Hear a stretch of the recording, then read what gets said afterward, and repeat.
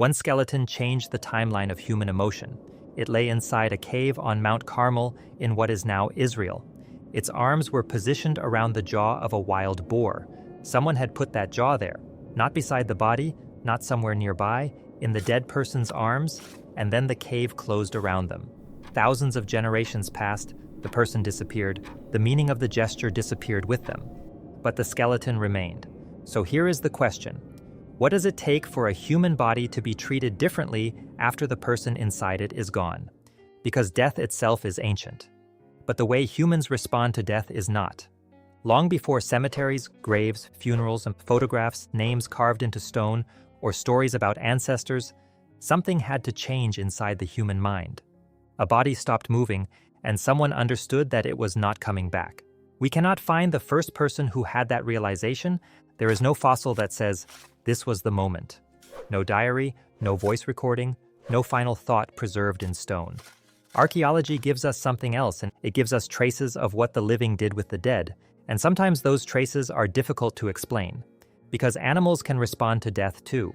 Chimpanzees have been observed carrying dead infants, remaining close to corpses, and behaving differently after a group member dies. So grief itself may not be uniquely human. The deeper question is different. When did a dead body stop being only a body? When did the dead person continue to matter after biological life had ended? That transition may have happened slowly. First, you notice that someone is no longer moving, then you discover that they do not recover. Then you learn that this condition is permanent, then another realization becomes possible. If they can disappear permanently, so can you. That may have been one of the most important ideas the human mind ever produced, but we cannot watch it happen. We have to reconstruct it from the ground. One of the earliest major clues comes from the Levant. At Qafzeh Cave in what is now Israel, archaeologists found the remains of numerous early Homo sapiens dating to roughly 100,000 years ago. Several individuals appear to have been intentionally buried. Red ochre was also found at the site, including material associated with the burial context. That matters. Because burial requires action. Someone had to move the body, someone had to place it, someone had to cover it, and someone decided that this was worth doing. But there is a crucial distinction. A burial tells us what people did. It does not tell us exactly what they believed. We do not know whether the people at Qafzeh imagined an afterlife. We do not know whether they believed the dead could see them. We do not know whether the ochre represented blood, life, identity, or something we have no modern word for. The evidence gives us behavior. The meaning has to be reconstructed, and this is where the mystery becomes more interesting. Because humans may not have been the only hominins treating their dead in unusual ways. Neanderthals were doing it too. At La Chapelle-aux-Saints in France, a Neanderthal skeleton was found in a context that has been interpreted as a deliberate burial. The interpretation has been debated for more than a century. At Shanidar Cave in Iraq, several Neanderthal individuals were also found in contexts that continue to generate debate about mortuary behavior.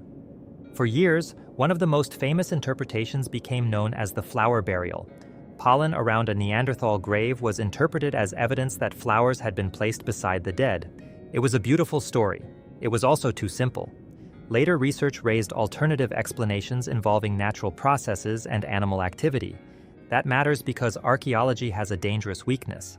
A pattern can look intentional even when nature created it.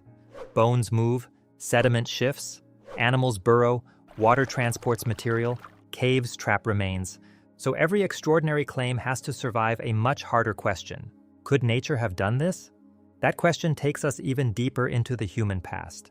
At Sima de los Huesos in Spain, thousands of hominin fossils accumulated deep inside a cave system hundreds of thousands of years ago.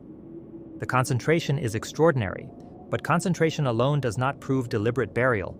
Bodies can move, bones can accumulate naturally. The location can be produced by geological processes, so archaeologists have to look for patterns. The position of the bones, the condition of the joints, the surrounding sediment, the presence of carnivores, possible digging, objects associated with the remains, and evidence that natural processes cannot easily explain. This is why the story of death is not a simple timeline. There was probably no morning when one primitive human suddenly became the first person to understand mortality. The change may have happened in pieces. First came recognition, the body no longer moves, then permanence. The body does not recover, then social recognition. Everyone around you understands that the person is gone, Then memory. The person is physically absent, but their influence remains, and eventually, something even stranger becomes possible. The dead can exist inside the minds of the living. A hunter can die, but the people he trained can continue using what he taught them. A parent can die, but their children can continue following their rules. An elder can disappear, but their knowledge can remain inside the group. The body is gone, the information is not. This may be one reason death became such a powerful force in human culture. The dead could continue influencing people who never met them. But before that became possible, humans had to learn how to make memory physical. A grave is physical memory. So is an object, so is a mark, so is a name, and eventually humans became very good at this. One of the clearest examples comes much later at Sungir in Russia. There, archaeologists uncovered extraordinary Paleolithic burials containing an adult male and 2 young individuals. The graves contained thousands of mammoth ivory beads and other objects. The amount of labor represented by the decorations is enormous. These were not objects thrown casually into a hole. They were manufactured, drilled, arranged, placed with the dead. The exact meaning remains uncertain, but the behavior tells us something important. These people were investing enormous amounts of effort into individuals who could no longer hunt, reproduce, teach, or contribute to the group. The dead still mattered. That is a major change. Because survival alone does not explain everything humans do. Sometimes humans spend time on things because they mean something, and meaning can survive after the person who created it is gone.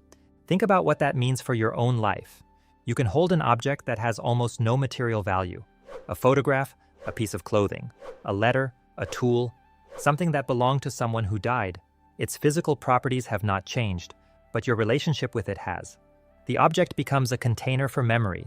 You are doing something very old. You are turning the absence of a person into something physical.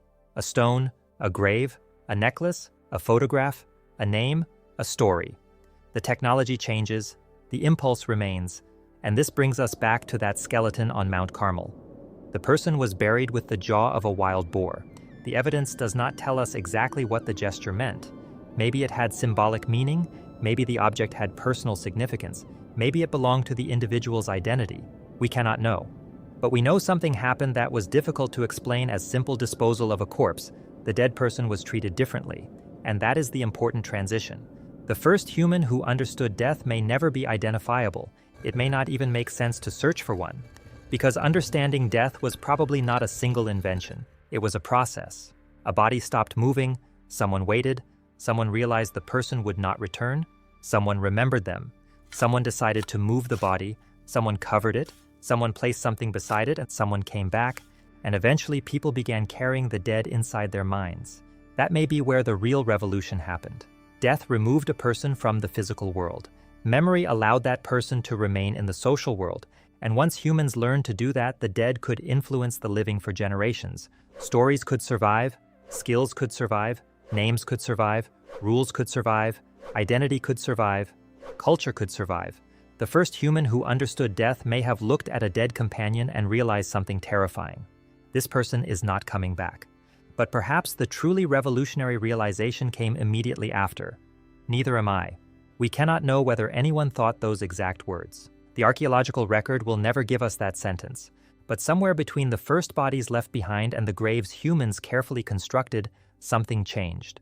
The dead stopped being only the end of a biological process, and they became part of human memory. And once that happened, death itself began shaping the living. So look again at that skeleton. A human body, a wild boar's jaw, 2 things that should have disappeared into the ground thousands of generations ago. They did not give us a sentence. They gave us a clue. The person who placed that jaw there is gone. The people who watched it happen are gone. Everyone who knew what it meant is gone, but the gesture survived. And that may be the oldest part of the human story. We die. But what we mean to other people does not necessarily die with us.